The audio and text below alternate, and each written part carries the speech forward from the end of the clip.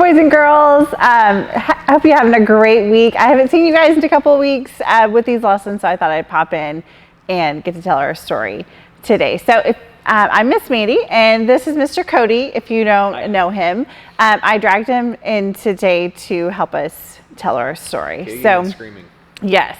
But we've been doing Bible stories this past month and learning how just really the whole Bible is going to kind of set us up in the Old Testament to talk about Jesus. So we talked about Adam, we talked about Noah and Abraham, and last week we talked about Joseph and all the different things that happened in his life, right? And so last week we ended with Joseph and his brothers in Egypt, and they would stay in Egypt, and their families would grow and grow and grow.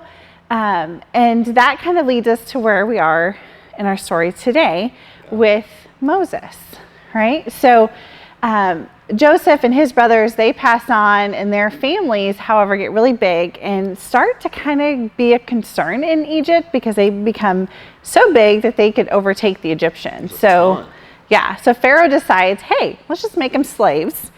And that should take care of the problem. Just a little thing. Yeah. So that's where Moses comes in, because Pharaoh orders that all of these boys to be killed as the Israelites. And so Moses' mom doesn't want Moses to die. So he puts him in the Nile River in a basket. Maybe you remember this story. And Pharaoh's daughter is the one who finds him, falls in love with him because he's a baby. I mean, it's like a rent baby. Yeah. Sure. Just gets a baby. Who doesn't want a baby, right? So he gets to be raised in Pharaoh's household and has all those privileges. And then one day, though, he sees an Egyptian treating an Israelite poorly. And so he goes and takes care of it and ends up like killing the Egyptian, which not good. A little excessive. Right? A little too far. So I don't know, Cody, what happens when you do something wrong and you don't want to get caught? I blame it on my brothers. Okay, yeah. Back when I was your guys' age. Blame it on your siblings. I would tend to maybe run away and hide. Yeah. So my parents couldn't find me, or and then I couldn't get in trouble, which is what Moses did. He ran away from the land and ended up becoming a shepherd and taking care of sheep and stuff. For a long time. Yeah. And one day he was out with his flock and ended up seeing this bush that was on fire. But a really cool thing about the bush was it wasn't burning up. So not a normal bush. Right, not a normal bush. It was just on fire. And so he goes, like any normal person, to investigate this. Odd. And it ends up being God. And God is going to talk to him through this bush and tell him, hey, here's my plan. I'm going to use you to go to Pharaoh to free the Israelites from the slavery of under the Egyptians. Do you have like your God voice for telling him to go? Do you have like your real deep God voice? Yes, I can't do super deep. Oh, can you? Get what you got. All right. I can't even do it. You got that. Let my people go. Yes, there you go. Yes, so that was the job he had for Moses. But Moses was scared, didn't want to do it, came up with all sorts of excuses. But God was like, I got it. I got your back. I'm going to send your brother Aaron with you. We're going to be good to go. So he goes to Pharaoh, right?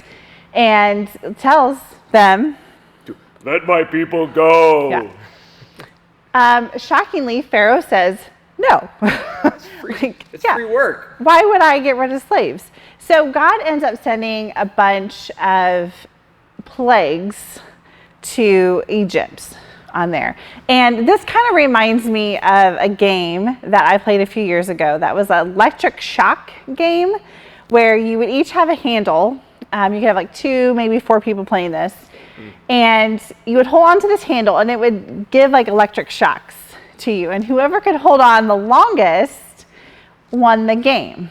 All right. And I'll be honest, at the end of the game, it hurt. I mean, electric shocks hurt in general. Don't do this at home. But it really hurt. And I remember I actually beat the game and I got all the way to the end. But it was really hard to hold on. But I'm kind of like Pharaoh in the sense I was super stubborn and I was not going to let that handle go. So did you beat all the guys? I did, because I was playing against my coworkers at the time who were all guys, all boys, and I was not going to lose. And I did not. I beat them all. All right, so like I said, God starts to send these plagues to Pharaoh to get Pharaoh to break. So, Cody, here's where I need your help. So, we got these books, and you are just going to balance it on your hand. So, one book, you fine? We're good. You good? Easy. Yeah. So this is kind of like the plagues, right? So God sends the plague to where like he turns water into blood. And Nasty. Pharaoh, yeah, just kind of laughs at it. It's like, whatever. Like, this is nothing, right? Well, then God starts to send frogs. He sends gnats. He sends flies. Oh, well. He kills their livestock. We can make more. Like they get boils all over their skin. Those itch a little. Yeah. Darkness, locusts, all sorts of stuff, right? Yeah. And there's after 9, but then Pharaoh still didn't budge. He wasn't going to do it. So God sends the 10th plague, and it's the big one of all, right? It's the whammy. It's the angel of death. And he sends this plague that's going to kill all of these Egyptian boys, including Pharaoh's one. And at that point, Pharaoh is done, right? He can't handle it anymore.